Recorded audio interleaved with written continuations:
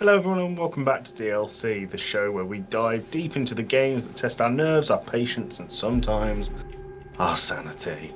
I am Joe Fitz and today I'm reviewing Deathground, and before we get into the episode I would really like to thank our friends over at Game.Press and Jaw Drop Games, the developers of Deathground, for handing us a free review copy.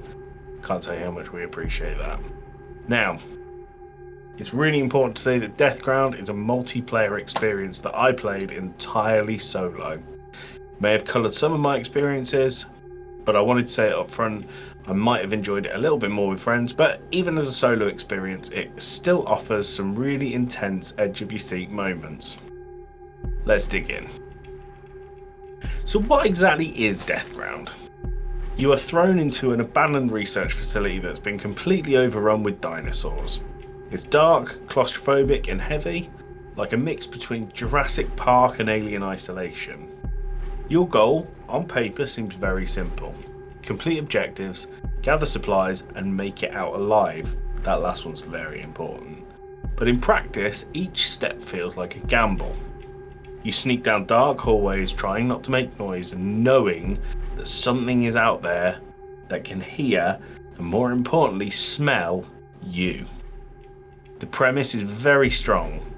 Dinosaurs as horror enemies, whilst coming up in popularity, is still an underused idea.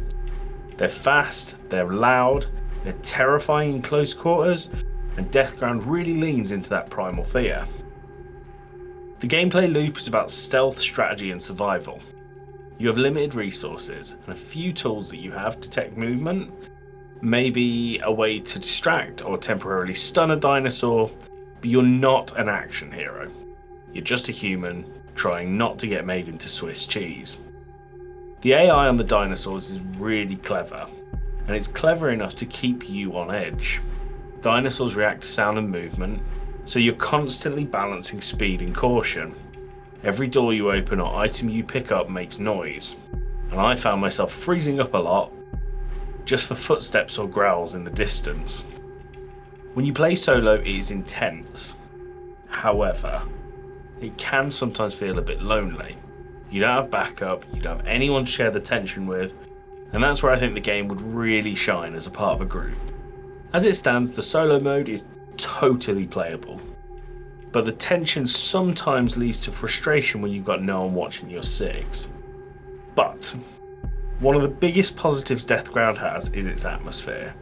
The lighting is moody and realistic. There are loads of dark corners, flickering bulbs and foggy hallways that make every shadow feel really suspicious.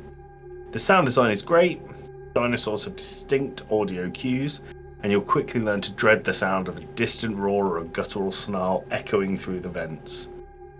The environment creaks, doors hiss and alarms blare. It's pure sensory tension. There's also a really solid use of very minimal music. Mostly ambient tones and low throbbing bass. Keeps your heart rate going high enough just to make you nervous without that overwhelming moment-to-moment gameplay. Visually, the game isn't the most polished yet. You can tell it's still in early access and it's being refined, but when it all comes together it looks great and feels great in motion. Right, so let's talk about what really works and what doesn't work so well in Deathground. The tension in the game is phenomenal. Every encounter feels absolutely earned. The AI for the dinosaurs is really clever and it keeps you guessing. Dinosaurs don't just appear out of nowhere and run at you blindly, they hunt you. The sound design is fantastic. You're really aware, you have to be really aware of your surroundings, and the procedural design of the levels keeps things unpredictable, so no two runs feel exactly the same. It's an early access game, so I'm not expecting perfection, but there's a couple of things that I think it's important for you, the player, to know before you pick up Deathground. Playing solo can feel very punishing. Without teammates to split tasks or watch your back, the experience can be a little bit frustrating more than thrilling at times. And there are a few rough edges, some minor bugs, one or two performance hiccups, and occasional pathfinding weirdness from the dinosaurs. I had one scene where a dinosaur started walking into a wall and didn't stop, no matter how loud or close I got to it. And finally, I think the game could just use a little bit more variety in its objectives and environments to help long-term replayability. But that being said, when Deathground is firing on all cylinders, it delivers this amazing sense of danger that very few horror games have managed to pull off. So, here's my takeaway for Deathground.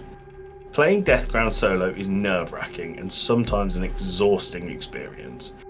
In a good way. It's tense, it's moody, it gives you the feeling of being genuinely hunted. But to be honest, I think I would have played the game and enjoyed it much more with friends.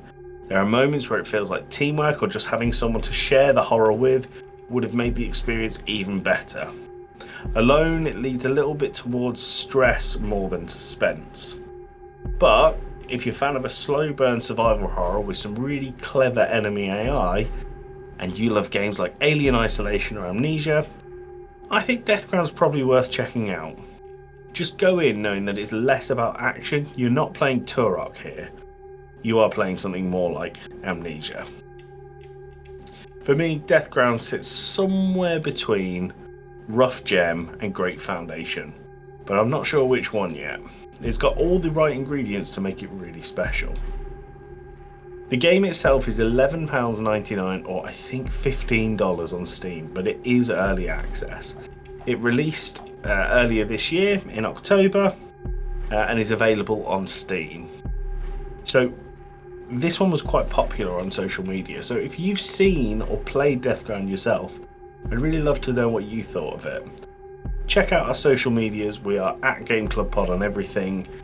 Join our Discord, tell me what you thought of the game. I hope you've enjoyed this episode of DLC. I've been Joe Fitz, and until next time, have a great day.